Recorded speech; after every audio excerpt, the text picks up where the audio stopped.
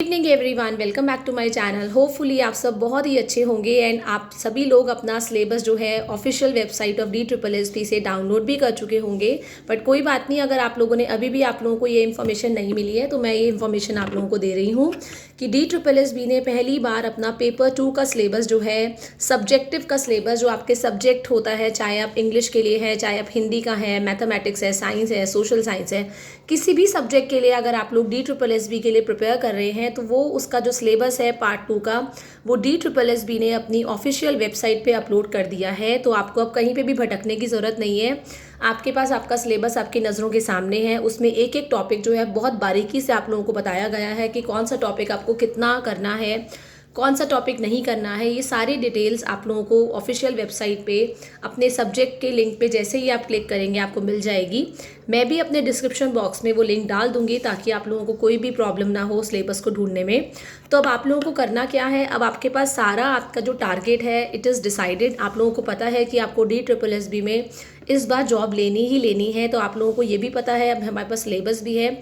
तो आज पहला काम ये करिए कि उस सिलेबस को डाउनलोड कीजिए, उसकी हार्ड कॉपी अपने हाथ में रखिए, हैंडी रखिए उसके, कि आप जैसे जैसे आप टॉपिक्स पढ़ते रहेंगे उस सिलेबस के अकॉर्डिंगली अपनी पढ़ाई करिए। चाहे आप साइंस बैकग्राउंड से हैं, चाहे मैथमेटिक्स से है, इंग्लिश है, हिंदी है, सोशल साइंस है, चाहे आप किसी भी सब्जेक्ट के लिए प्रिपेयर कर रहे हैं तो आप अपनी आज हार्ड कॉपी निकालिए। ये अपना टारगेट है। और आज से ही अभी तक जो भी गलतियां हुई, जितना भी टाइम बर्बाद हुआ, उस सबको जाने दीजिए। कोई बात नहीं, अब जो भी होना था हो गया।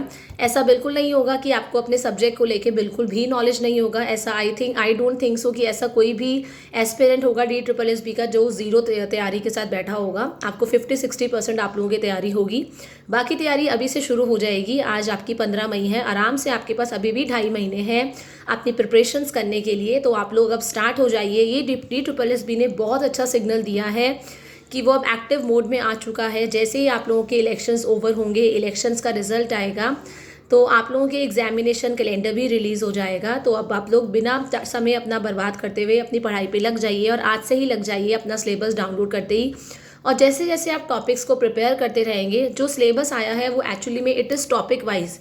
आपको मेन हेडिंग के साथ साथ सारे टॉपिक्स भी गिवन है। अगर आप अपने सिलेबस को, अपने सब्जेक्ट को खोलेंगे, सारे टॉपिक्स गिवन है कि आपको कितना कितना कहाँ तक करना है, किस लेवल तक करना है, कौन से टॉपिक्स नहीं करने हैं। तो आप you just stick to the syllabus. आप लोग इतना एक्स्ट्रा मत करिए। आपको कहीं भी वहाँ पे PhD तो करनी नहीं है अपने सब्जेक्ट को लेके। आपको 6 to 10 अगर TGT के लिए है, या आप 11-12 है PGT के लिए, आपको 12 तक का लेवल ही पढ़ाना है। आपको कॉलेज के बच्चों को नहीं पढ़ाना है। और आपका मेन टारगेट जो है इस एग्ज़ाम को क्वालिफाई करना है। आपको कोई परफेक्शनिस्ट नहीं बनना है इसमें। तो इतना ज़्यादा स्ट्रेस लेने की भी ज़रूरत नहीं है। जितना जितना बोला जाए, जितना जितना सिलेबस आपको दे रखा है गिवन बाय द DSSB, आप उतना उतना करिए। कुछ भी फालतू करने की ज़रूरत नहीं है। और अपने टारगेट सिर्फ NCERT रखें। NCERT से बेटर बुक, NCERT से बेस्ट बुक कोई हो ही नहीं सकती। तो इसीलिए अपनी अपनी अगर अभी भी बुक्स नहीं निकली हैं तो उन बुक्स को आप बाहर निकालिए और अपनी पढ़ाई आज से ही स्टार्ट कर दीजिए। और जैसे जैसे आप लोगों के टॉपिक्स होते जाएंगे, जैसे जैसे आप लोग जो जो चैप्टर्स कंप्लीट करते जाएंगे, उस सिलेबस के अंदर आप अपने पेन से मार्क करते जाइए कि this is done, this is done. See आपको बहुत अच्छा सेटिस्फेक्शन मिलेगा जब आपके पास सिलेबस की हार्ड कॉपी होती है और आप जैसे जैसे टॉपिक्स को करते रहते हैं। तो अगर मान लीजिए 50-60 टॉपिक्स होते हैं, जब आप टॉपिक्स 10 कंप्लीट होते हैं ना, तो बहुत कॉन्फिडेंस लेवल आता है आपके अंदर, एक अलग ही कॉन्फिडेंस लेवल आता है। तो आप लोग ये ज़रूर करिए, अपने सिलेबस को मार्क करते रहिए जो जो आप कंप्लीट करते जा रहे हैं। और येस, अपने आप को बिल्कुल स्ट्रेस फ्री रखिए। अब स्ट्रेस लेने की बिल्कुल भी ज़रूरत नहीं है कि कहाँ से आएगा, क्या ग्रेजुएशन लेवल का भी पढ़ना है, 11-12 का कितना आएगा। आपको सब कुछ पता है कि 11-12 के कौन कौन से चैप्टर्स हैं। अपनी NCERT में भी बल्कि मार्क कर लीजिए, वो टॉपिक्स को मार्क करिए। जो जो आपको DSSB ने जो जो टॉपिक्स दे रखे अपनी बुक्स को निकालिए। 6 to 10 तक पूरा करिए। मैं बिल्कुल बोलूँगी 6 to 10 तक कोई भी टॉपिक नहीं छोड़िएगा। और 11-12 पे जो जो topics it is given by DSSB, वो टॉपिक को रेड पेन से मार्क करिए और सिर्फ वही टॉपिक पे ध्यान दीजिए। इसके बाहर कुछ भी नहीं आने वाला है। पहले ऐसा होता था कि पेपर 2 का सिलेबस इतना वास्ट होता था कि हम समझ ही नहीं पाते थे हम कौन से लेवल तक करें और कितना करें। बट अब ऐसा कुछ भी नहीं है। ये पहली बार ऐसा हुआ है कि DSSB ने अपना पूरा डिटेल सिलेबस अपलोड किया है। तो इसका फ़ायदा उठाइए और बिना समय अपना बर्बाद करते हुए अपनी प्रिपरेशंस करिए।